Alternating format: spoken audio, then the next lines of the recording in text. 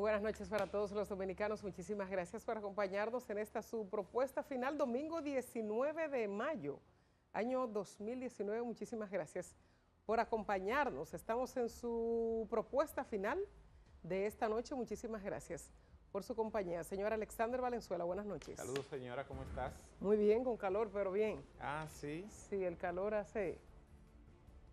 está intenso. Algunas comunidades, algunas provincias, municipios han sido bendecidos durante esta semana y fin de semana. Bueno. O sea que parece que a usted no le ha tocado cerca el agua. No, pero aunque llueva, para el calor tiene que durar más o menos como 2 años lloviendo de manera consecutiva para que el calor ceda un poco, porque eso no, con un día de lluvia, ni con media hora, ni con 1 hora, eso va a resolverse. ¿Usted ve? Bueno, nosotros o sea, que con mucho frío y con calor al nivel que sea, tenemos el compromiso de compartir esta jornada aquí con nuestra audiencia. Así es. Sí, entonces, el calor está combinado con la sequía, con estas manifestaciones, carencia del suministro del agua en algunos puntos del país, que falta, es uno de los problemas universales de este pueblo, que aún no está resuelto por completo. Y aquí en el Distrito Nacional también, el Gran Santo Domingo, donde más se siente y donde más inquieta cuando se ausenta el suministro. Es una realidad que vive la República Dominicana. Para esta fecha, lo decíamos en ocasiones anteriores, ¿quién se iba a imaginar cuando uno estaba preparado con nuestros ancestros, nuestros abuelos, bisabuelos, nuestros padres, para recibir y prepararse para las aguas de mayo? Y ahora todo lo contrario, es fruto de la manifestación del hombre en la tierra, no solo aquí en la República Dominicana, sino en todo el mundo. Sin embargo, nosotros continuamos el curso de nuestras vidas igual, sin aterrizar a que tenemos una condición diferente en esta etapa, en esta década, en este ciclo que estamos viviendo. Totalmente distinto, que el uso del agua debe ser distinto, nuestra manifestación en el entorno, con nuestro ecosistema, con nuestra gente, con el medio ambiente, debe ser totalmente distinto por las necesidades que se desprenden y las consecuencias de las manifestaciones de nosotros, las manifestaciones del hombre en la tierra, y eso tiene su repercusión.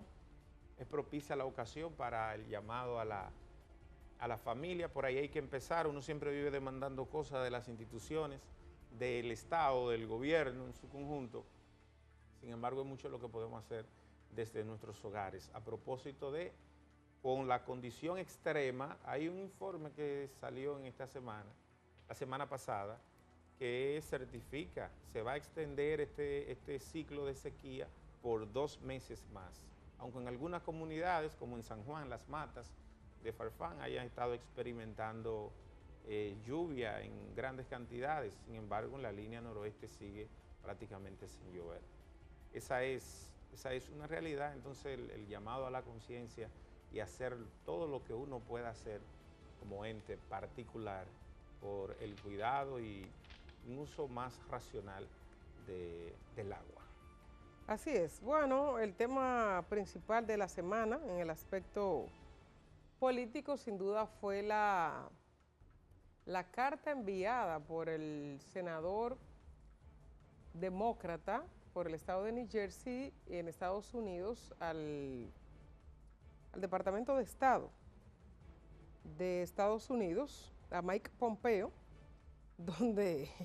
Robert Bob Menéndez. Así es, donde le pedí al señor Robert Menéndez, a Mike Pompeo, buscar todas las vías diplomáticas posibles para evitar o advirtiendo de la posible reelección del presidente Danilo Medina en la República Dominicana.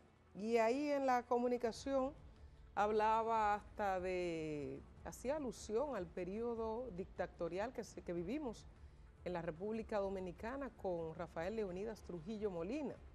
Hacía él referencia a esos años vividos. Y bueno, amanecimos en la mañana del jueves, fue que amanecimos con esa comunicación que era noticia en la mayoría de los diarios de aquí de nuestro país. Y en diplomacia hay algo que se llama injerencia o intervención. Eso es lo que está haciendo, lo que está tratando de hacer el señor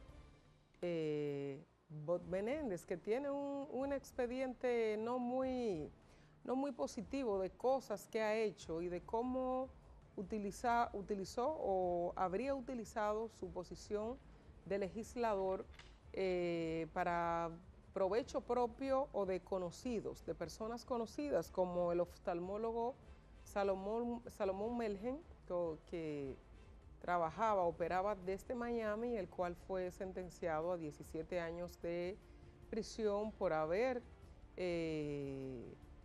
burlado del fisco en Estados Unidos, por recetar medicamentos y trueques para ganar muchísimo dinero. Entonces, el señor Menéndez, cada país establece sus reglas y sus leyes. Entonces, la Constitución de la República Dominicana, nosotros los dominicanos, los legisladores dominicanos son los que deciden si quieren modificar o no. Si están los votos suficientes o no, ya eso es otro tema. Pero no es un tercer país, no es una tercera persona que tiene que venir a decirle a la República Dominicana cuál debe ser el comportamiento o advertir. O sea, como que nosotros, como el muchacho que hay que amedrentarlo y mantenerlo bajo control. No, el Estado Dominicano, nosotros somos un Estado soberano, independiente, nosotros tenemos nuestras leyes y cómo debemos, lo que debemos hacer. Si queremos modificar la Constitución, si está la mayoría en el Congreso Nacional para modificarla, porque se modifica la Constitución. O sea, no es Estados Unidos que tiene que decir, ni un senador que tiene que decir cómo se hacen las cosas aquí, y ni si es conveniente o no que se reelija uno u otro mandatario. Eso lo deciden los dominicanos en las urnas cuando van a votar. O sea, deciden si quieren al mandatario, al que está o al que venga o al que se fue. No importa el nombre que sea, porque no es el nombre de una persona. Es nuestra institucionalidad y nuestra democracia, que no está en juego ni puede estar a merced de otra persona. Ya tuvimos experiencia con intervenciones norteamericanas y tenemos casos ahora en la región, como el caso de Venezuela, donde se han buscado todas las vías para eso, para que no intervenga Estados Unidos, porque no es necesario. Tiene cada pueblo la forma de solucionar sus problemas y sus dificultades. Son escenarios totalmente diferentes, el de Venezuela y el de la República Dominicana, pero no es un tercero que tiene que venir a decir cómo se hacen las cosas aquí. Nosotros hacemos lo que nosotros entendemos y lo que dicen nuestras leyes. No es un tercero, su preocupación déjela allá. Su preocupación déjela allá. Menéndez, que estuvo acusado hasta de haber buscado menores de edad aquí en el este del país. De eso estuvo acusado, de sobornos, de utilizar su posición para en beneficio de él y de terceros. De todo eso ha estado acusado el señor Menéndez, legislador demócrata. Entonces envió una carta a un gobierno republicano. Así están las cosas en Estados Unidos. Se habla de conexiones aquí en la República Dominicana. Él tiene vinculaciones con los Castillo aquí en la República Dominicana, con los miembros, con los líderes del partido Fuerza Nacional Progresista. Entonces se entiende que por ahí pudo haber venido la comunicación o el interés de que se conociera esa comunicación, de que se enviara esa comunicación, pero nosotros aquí tenemos nuestras reglas, el país tiene sus reglas y nosotros decidimos qué es o no conveniente para nosotros.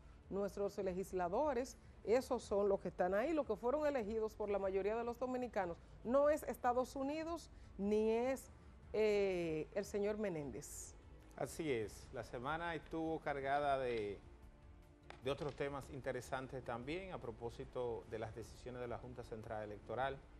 Compartió la Junta también una información interesante, las estadísticas del padrón a utilizar para el proceso de las primarias, las estadísticas, los números, cómo está compuesto, de jóvenes, de mujeres, de hombres, datos interesantes, y entonces, a propósito de una decisión emitida, una resolución de la Junta Central Electoral, la que ha causado tanto revuelo, la del arrastre, se conocía en la semana y ha sido reenviado a propósito. A partir de mañana se estará conociendo donde quiera que haya sido sometido, tanto en el Tribunal Superior Administrativo, en el Tribunal Superior Electoral y en el Tribunal Constitucional. La gente que persigue que el voto de arrastre sea eliminado, que es todo el mundo menos el Partido de la Liberación Dominicana, todo el sistema de partidos políticos está de acuerdo con que se elimine el voto de arrastre. El Partido de la Liberación Dominicana ha constituido una comisión que se ha presentado a la Junta Central Electoral, que se va a presentar al Tribunal Superior Electoral, más bien, y a las demás instancias, para reclamar que se mantenga el voto de arrastre, no solo en el Distrito Nacional más 5 provincias, sino en el resto de la provincia, en el resto de las 26, donde se eliminó conforme al criterio e interpretación de la Junta Central Electoral. Muy atacada durante toda la semana, la gente ponía en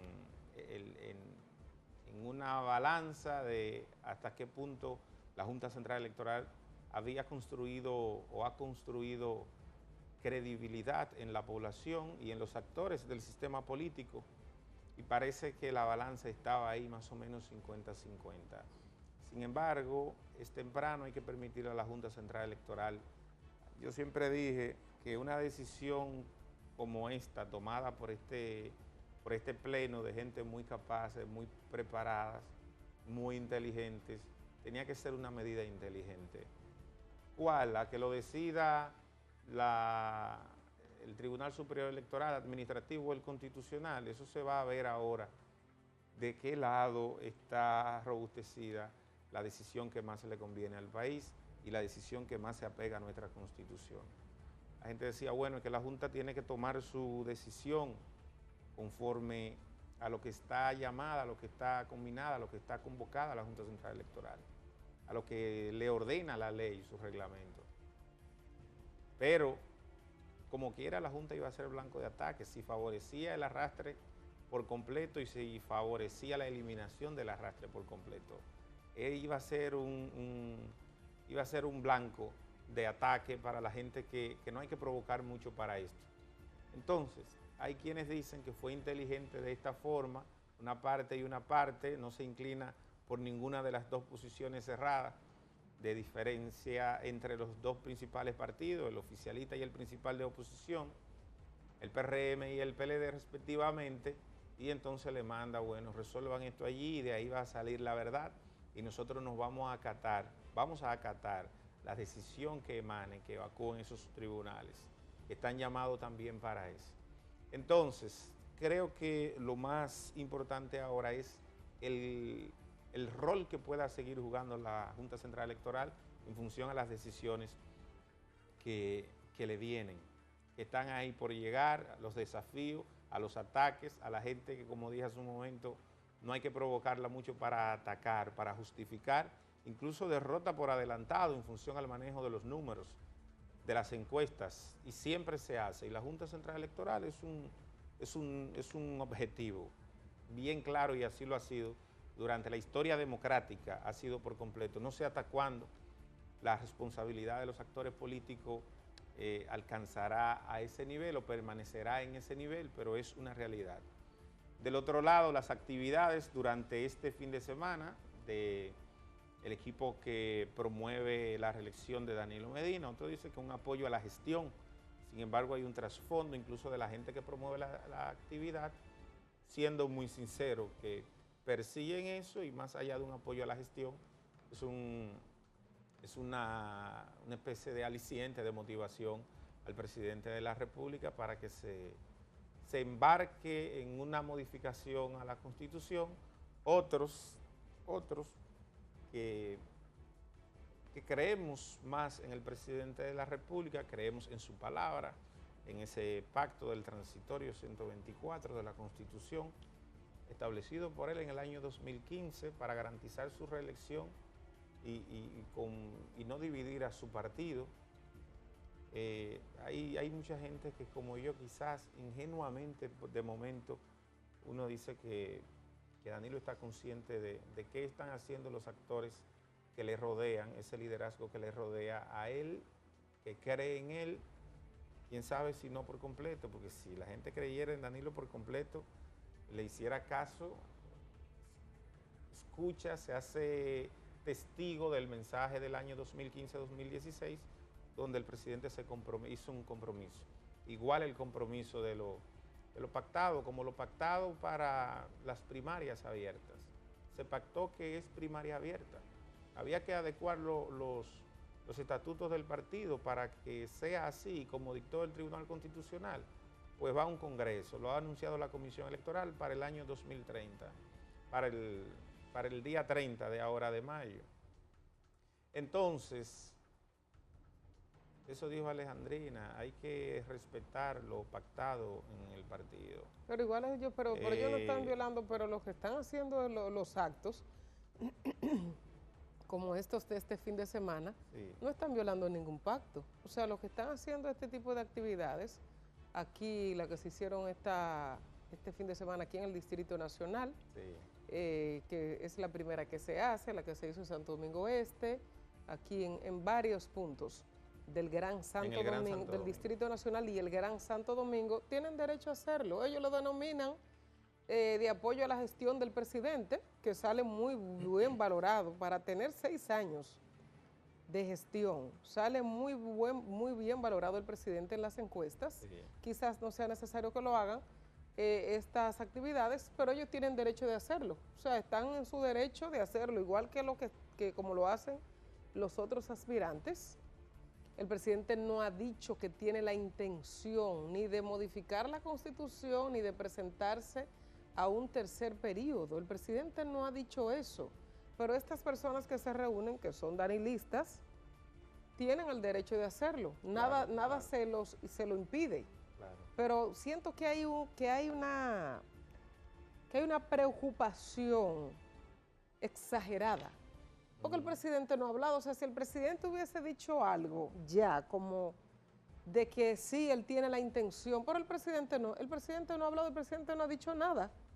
El presidente no ha dicho nada. Todo el que habla en contra de la reelección o de una posible modificación a la Constitución, que es el tema central, lo hace, bueno, por lo que ve o por lo que pueden decir seguidores del presidente. Sí. Y de hecho de sus personas más cercanas, yo no las he escuchado hablar sobre el tema directamente, no las he escuchado.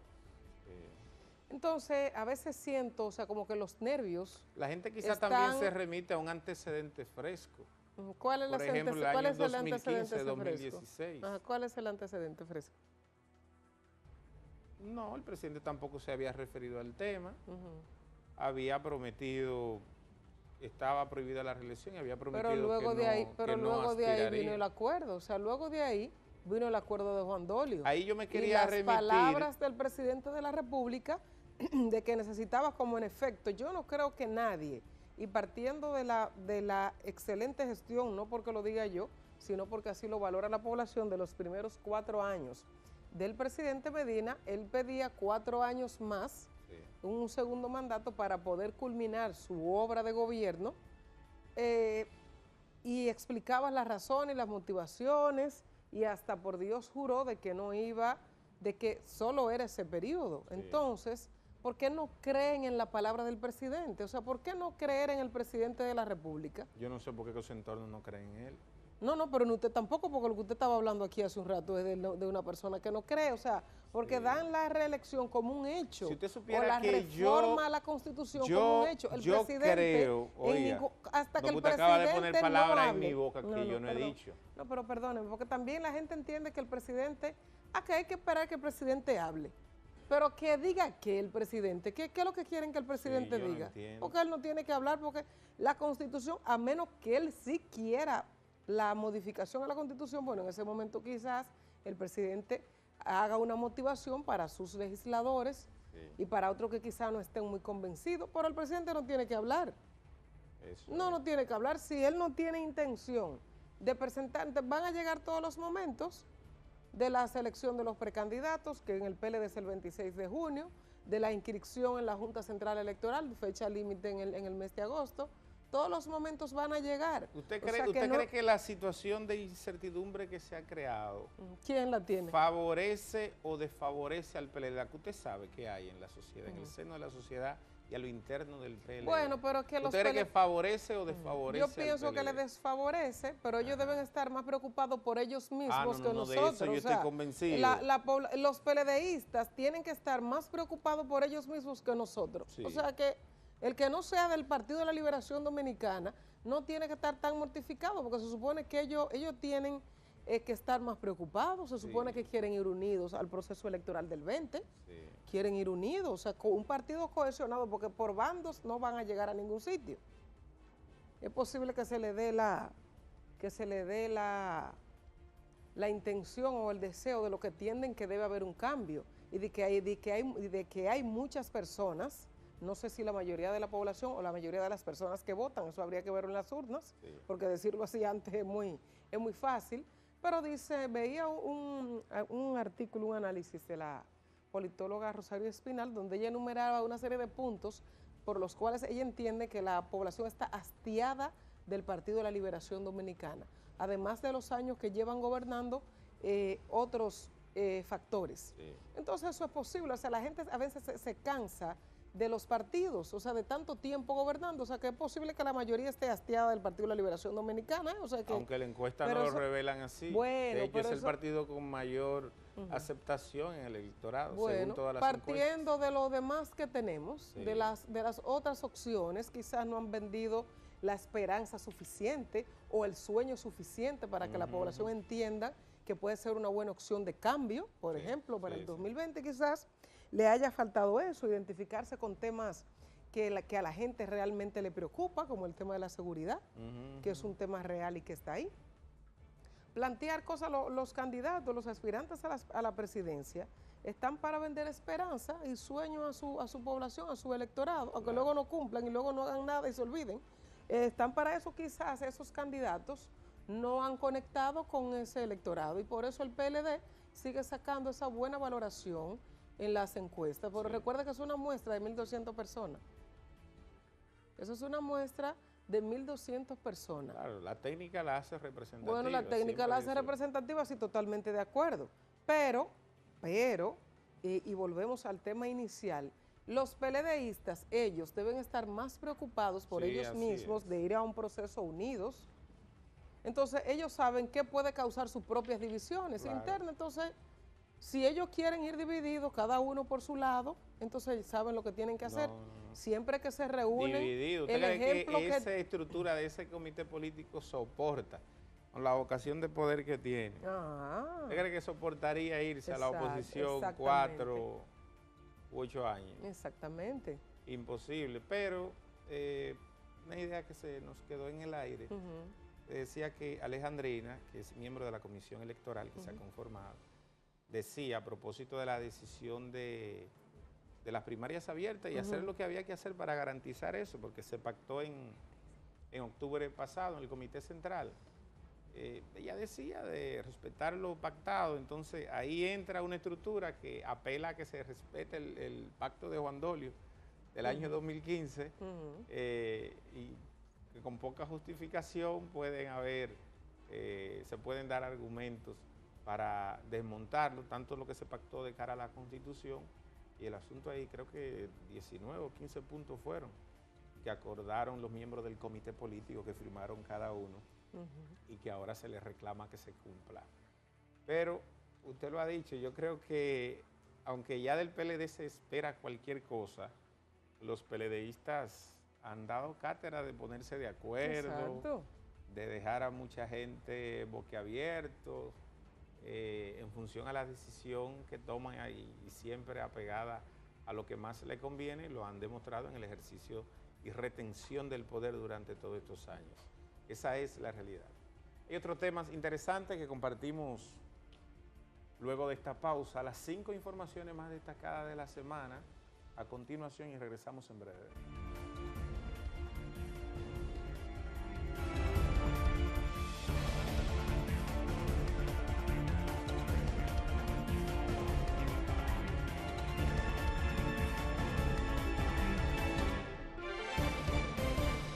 Reacciones a favor y en contra generó la solicitud del senador de New Jersey, Bob Menéndez, al secretario de Estado de Estados Unidos, Mike Pompeo, para que intervenga contra una reforma constitucional que facilite la reelección del presidente Danilo Medina.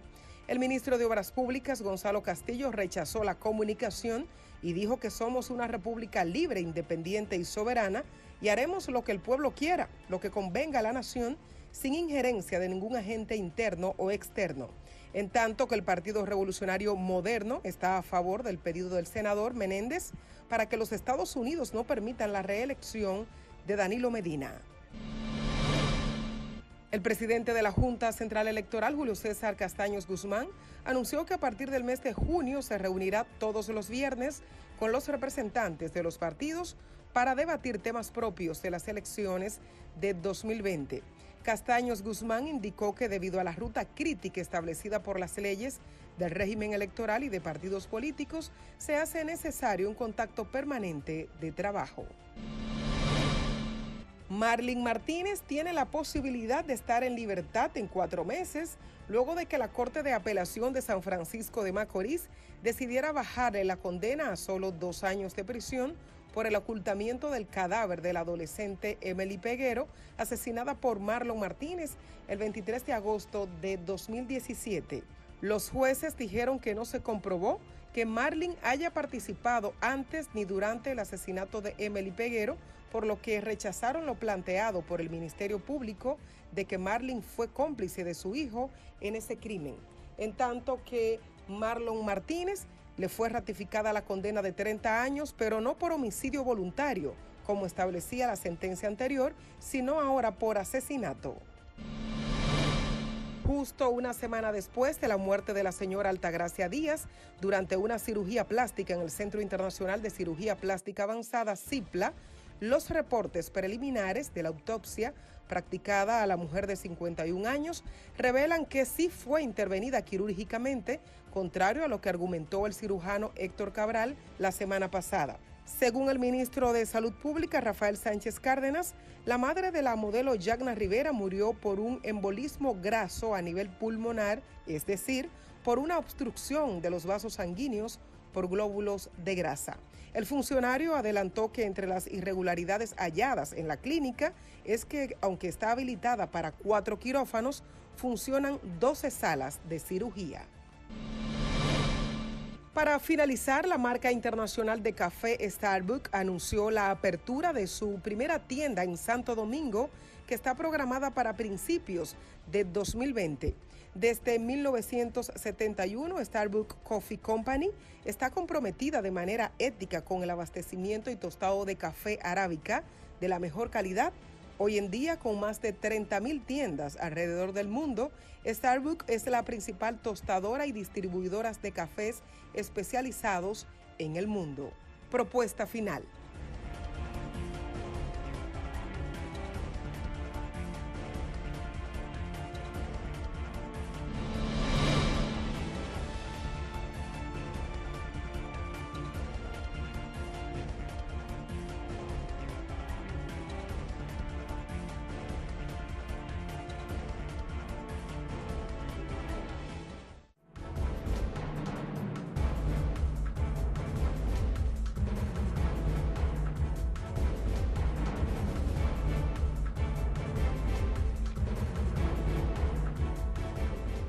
Decíamos la primera parte sobre datos interesantes que compartió esta semana la Junta Central Electoral, las estadísticas de su padrón actualizado a marzo de este año 2019.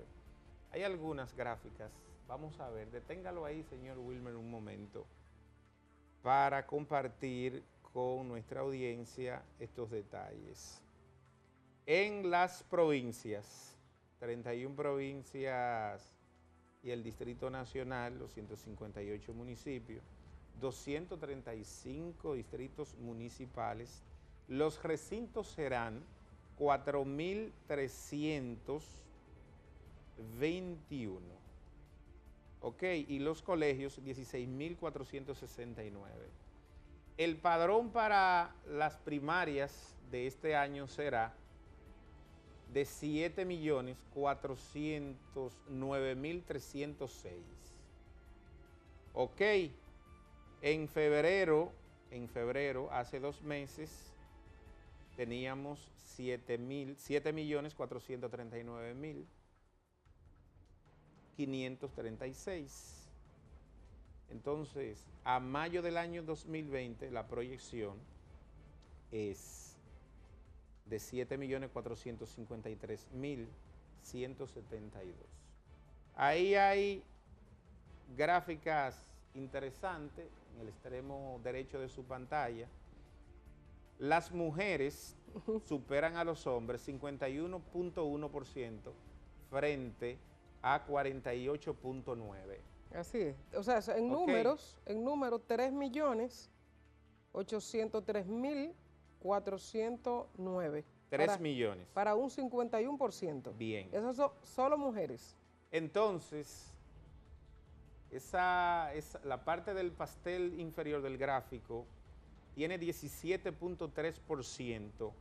Ese es el rango de edad de 18 a 25 años. Está compuesto por jóvenes de 18 a 25 años de edad que van a votar y serán determinantes. Es el porcentaje mayor, ¿ok?, del grueso de esos 7 millones que van a votar, 17.3%. Le sigue un 11.9% que es de 26 a 30 años. Un 11 más el 17, estamos hablando de un 28, un 29% va ahí. De 31 a 35, entonces tenemos un 10%, más el 28 es un 38%. Casi la mitad de nuestro padrón está comprendida entre jóvenes de 18 a 40 años de edad. Si usted le suma el 50%, si usted le suma de 36 a 40, pero en el rango de la juventud que establece nuestra ley, tenemos un 40%. Es determinante. De ahí usted verá ahora la orientación del discurso de los aspirantes hacia ese target, hacia esa legión, hacia ese segmento de la población que va a decidir quién va a ser el próximo presidente de la República Dominicana y quiénes serán nuestras autoridades en el nivel municipal y congresual en las próximas elecciones. Esa es una realidad que la tienen los partidos políticos. Recientemente al equipo de campaña del doctor Leonel Fernández le criticaban de por qué estaba el Alfa y de por qué estaba Natacha en el Estadio Olímpico arengando a miles de jóvenes PLDistas y otros que no son PLDistas, simpatizantes y otros que fueron detrás de su artista favorito ahí en ese centro olímpico. Y esto tiene una explicación para la gente que, qué sé yo, la política es para razonar, es para pensar sobre ella y del por qué se dan las cosas. Esa es una realidad a propósito de esa gran manifestación. Hay otro gráfico, vamos a ver si es posible, Carlos, ver el siguiente gráfico, Wilmer, el otro, que arroja la cantidad precisa, es más preciso todavía sobre el rango de edad y los números. Por ejemplo, de 18 a 25 años, 1.288.000 votantes, solo en ese renglón. ¿De 18? De 18 a 25, más 800.000 de 26 a 30. En ese grueso de 18 a 25 años, para el año 2020, el joven que tenga 25 años tenía 5 años en el año 2000. Lo que significa que no vivió el primer gobierno de Leonel Fernández, ni estaba en capacidad de razonar, ni el de Hipólito Mejía del año 2004, ni el de Leonel del año 2008. Habría que acordarle. Al año 2012. Sí. Yo no sé hasta qué punto los equipos de campaña estén preparados para eso. O sea, para un grueso de jóvenes, por ejemplo, cientos de miles que se han formado en el ITLA del Internet en los parques y los centros digitales del Indotel que instaló José Rafael Vargas y que promovió de manera vehemente el doctor Leonel Fernández, decirle, mira, ustedes que se matan por el ITLA no fue una creación de Hipólito por Mejía. el Wi-Fi, sí, pero hubo un reenfoque. Porque no me le dan los créditos a No, Hipólito. no. Denme los créditos a Hipólito Mejía. Yo creo que sí, yo creo que sí. Sí, denme los créditos a Hipólito. Sin embargo, o sea, por ejemplo, en la entrada del Internet y la computadora es una obra del doctor Leonel Fernández en la República Dominicana. Esa es la realidad. Y todo lo que se ha hecho en esa materia, el empuje, la creación de la Oficina Presidencial de Tecnología de la Información y la Comunicación, la OPTIC, que está haciendo muy bien trabajo. Ahora quedó en el número 3 de las instituciones mejor posicionadas en el ranking del gobierno. Entonces, hay un trabajo grande que hay que hacer con esa legión, con esos votantes. Usted le adiciona lo de 26 a 30 años, que son 800,000, a 1.2 y son 2 millones. Sí, en ese rango, estamos hablando de 18 a 30 años de edad. Lo que le dice a usted que usted con 2 millones, o pescando muy bien ahí en ese rango de los 18 a los 30 años, imagínese 1 millón, a lo que significa 1 millón de votos. Sí, nuestros políticos siempre, o los jóvenes, nunca se han sentido como lo suficientemente motivados en los procesos electorales. Pero ahora pienso que la situación puede ser un poquito más complicada para los partidos y para sus candidatos. Partiendo de la transformación, bueno, quizás sea hasta más fácil llegarle, como se dice, poder estar en contacto con esos jóvenes, sobre todo por la publicidad a través de las plataformas digitales, sobre todo de redes sociales, sí, donde están conectados permanentemente los jóvenes. Es un grupo muy importante, ese grupo de 18 a 25 años. Pero tiene que haber algo que conecte con esos jóvenes, hombres y mujeres. ¿Qué les preocupa a ellos? ¿Qué quieren? ¿Qué les interesa? Si les interesa la política. ¿Y qué quieren de esos candidatos? ¿Qué quieren escuchar? ¿Qué quieres que le digan? ¿Están conectados con la realidad de la sociedad? Esos jóvenes de ese grupo de jóvenes de 18 a 25, ¿cuántos son? ¿1 millón? De 18 a 25. Ajá. ¿1 millón? 1.200.000. 1.200.000. De ese 1.200.000 de esos jóvenes, ¿qué cantidad tiene empleos? Y el tipo de empleo si lo tiene, ¿qué es? ¿Formal, informal? ¿Es motoconcho? ¿Tiene un pequeño negocio? ¿O es nini? Sí. Hay que ver. Es un grupo importantísimo, ese de los jóvenes y de las mujeres, que son los que definen y deciden el proceso electoral. Así es. Entonces, ahí los candidatos y que son los más dados a ser apáticos. Sí, en estos procesos, pues son más críticos luego de las redes sociales, pero los menos dados a participar y activar. Tienen que sentirse muy motivados para levantarse e ir a votar. Así es. Tienen que sentirse... Y para activar como tal. Así es. Mire, otro grupo importante, que me parece un número interesante, es la cantidad de militares que pasaron o que van a pasar a civiles para... Bueno, que ya han pasado. Que se ingresaron, ajá, sí, que ingresan, que ingresan al padrón. Que ahí está el crecimiento, que es sustancioso. Sí, 10.361. Sí. Es un grupo importante de personas. 10.000 personas en una demarcación. Sí, así es. Depende en cómo estén distribuidos. Sí, no es todo el país, pero es importante el dato. Son números importantes para el trabajo de los aspirantes. Esos son datos importantísimos que siempre que lo tienen para poder trabajar.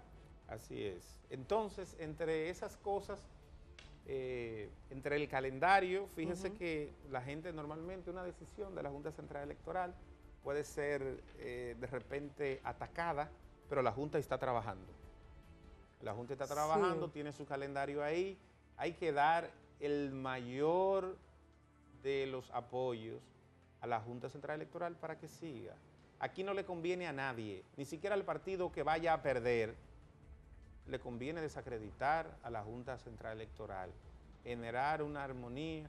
Ahí yo vi unos letreros que pusieron en la semana frente ahí en el entorno de la Plaza de la Bandera, que es de gente que solo tiene que caer una gota de lluvia para jugar su papel a lo que fueron llamados en esta sociedad. Ahora, a la sociedad en su conjunto, a todos nosotros, nos conviene una junta que irradie respeto, credibilidad, y nosotros como ciudadanos, el que pueda ir a participar en el montaje, en la organización, a la cantidad de gente que está reclutando la Junta Central Electoral para el montaje del proceso de las primarias, y que esa gente es la misma gente en su mayoría que va al proceso del año 2020, de febrero y de mayo, pueda participar. Usted le hace un gran favor a la patria participando activamente en este ejercicio democrático que está llamando la Junta Central Electoral, y tendrá grandes desafíos, y en esas grandes decisiones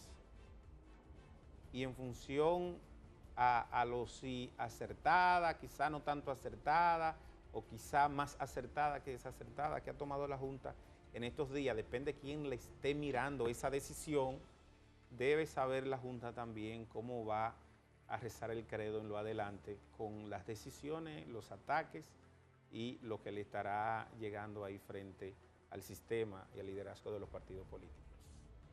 A pausa, hay más en breve. Propuesta final.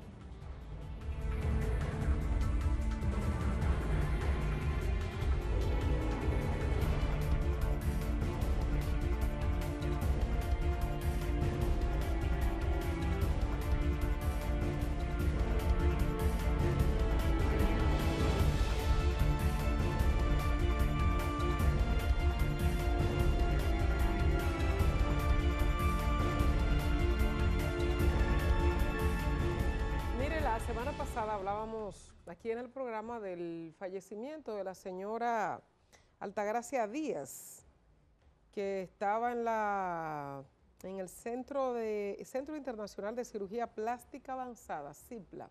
La señora fue a hacerse un procedimiento estético y el doctor que la atendió, el señor Héctor Cabral, había dicho de hecho en principio que la señora no llegó a ser intervenida, dijo el señor, el médico. En principio no, lo dijo y lo mantiene hasta hoy. Bueno, dueño de la clínica además. Entonces, veíamos en la semana, el fin de semana, el jueves, el viernes, las declaraciones del ministro de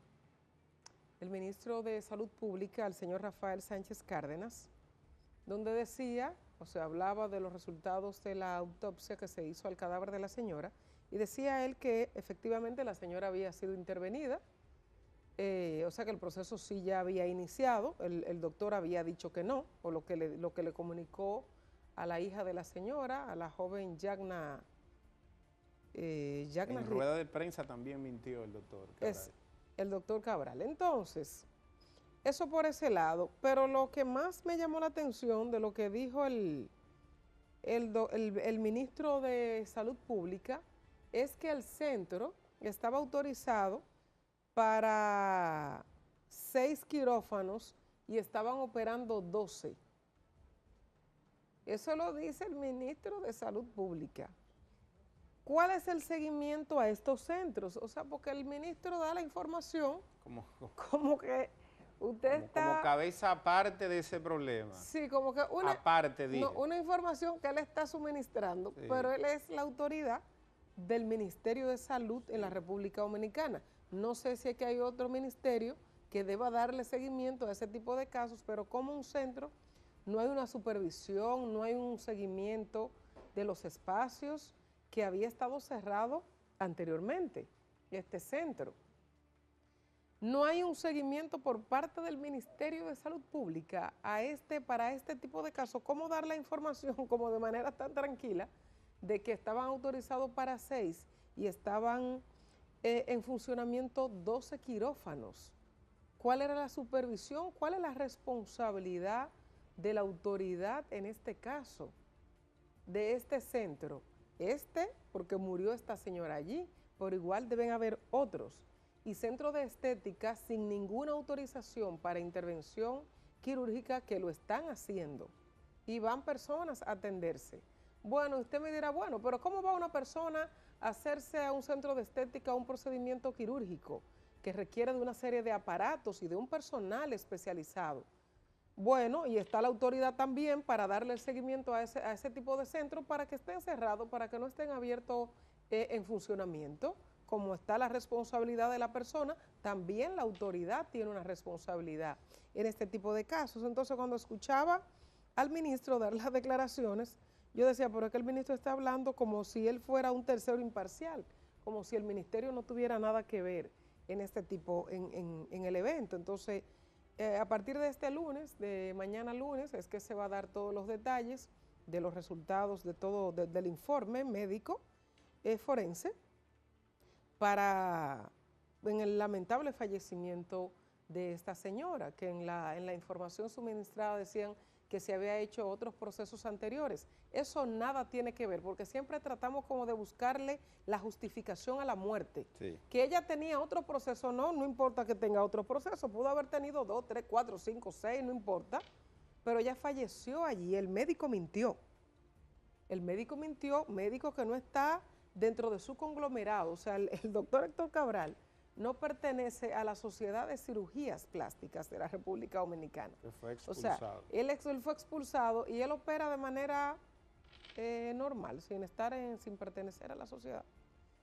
Y no pasa nada, o sea, una serie de debilidades, pero siempre tratamos de buscar el culpable en el paciente. ¿A que usted fue a operarse? No, pero yo puedo ir a cualquier centro a operarme. Ahora, ¿cumple el centro con los requisitos? Eso no le corresponde a la persona investigarlo. O sea, la persona va a ir al ministerio a hacer una investigación antes de hacerse un procedimiento estético. No es la persona que tiene que hacer eso. Se supone que si el centro está abierto es porque está facultado para estar abierto. Si el médico está ejerciendo es porque tiene la facultad para hacerlo y legalmente puede hacerlo. Entonces, pero estas debilidades que tenemos de manera institucional en nuestro país. Lamentablemente la señora está muerta y vamos a ver qué va a pasar en el aspecto judicial con el médico o con el equipo de médicos que intervino a la señora. Es lamentable que esto se dé o tenga que darse posterior a la muerte de una persona o de otra más, de las tantas que se han muerto en manos del doctor Cabral. Sin embargo, usted tiene que remitirse a la rueda de prensa de ese doctor aquí en un hotel la semana pasada para saber hasta qué punto guarda la ética, el juramento, la sensatez, la cordura de una persona, de un ser humano. Al decir todo lo que se hizo, el tratamiento que se le dio, porque yo le voy a decir la verdad y los médicos saben esto mejor que uno. Cualquier persona en un procedimiento, por más simple que sea, se puede morir. Ahora, los médicos han determinado, y el informe se va a dar en detalle ahora, quizás mañana se dé, para saber qué realmente le produjo esto en los pulmones a la señora, la grasa, la embolia, qué sé yo, esos temas médicos, qué ocurrió con ella. El doctor Cabral dijo en rueda de prensa que a la señora no se había intervenido, que no llegó a intervenirse a la señora. Entonces, de repente ella estaba en medio del proceso y fue ahí que murió. Entonces, ¿cuál es la sanción? ¿Cómo se puede hacer justicia? ¿Qué hacer con este hombre que ha mentido a esta sociedad en en la carne fresca de una mujer que acaba de morir. Esto es para revisarse. Vamos a la pausa, regresamos con la parte final de esta propuesta.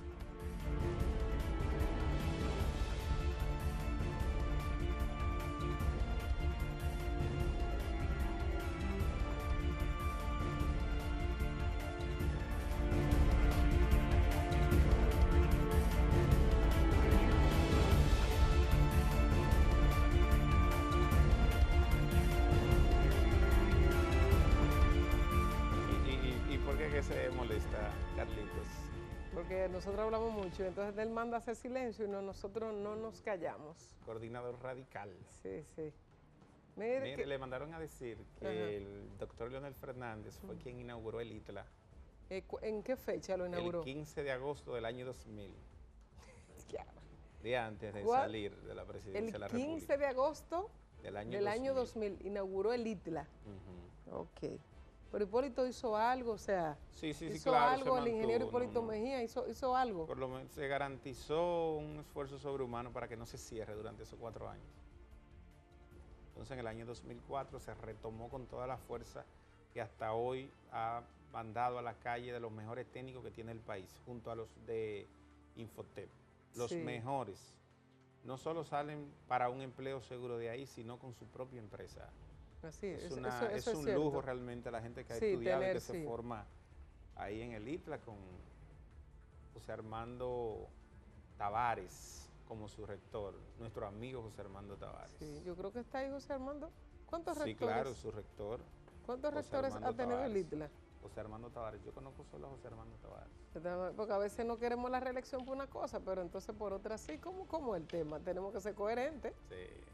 Tenemos que ser coherentes. Así es. Lo único que ahí parece que no han tenido que comprar votos ni nada de eso para modificar constitución y perpetuarse. Ah, ya, ok. Pero debemos ser coherentes. Claro, hay que ser coherentes. Dice Carlos que nos vamos. Saluda a todo el equipo, gracias a todo el equipo. Este programa, propuesta final, gracias a Wilmer. Wilmer, wow, Wilmer. Nos vemos el domingo. Buenas noches.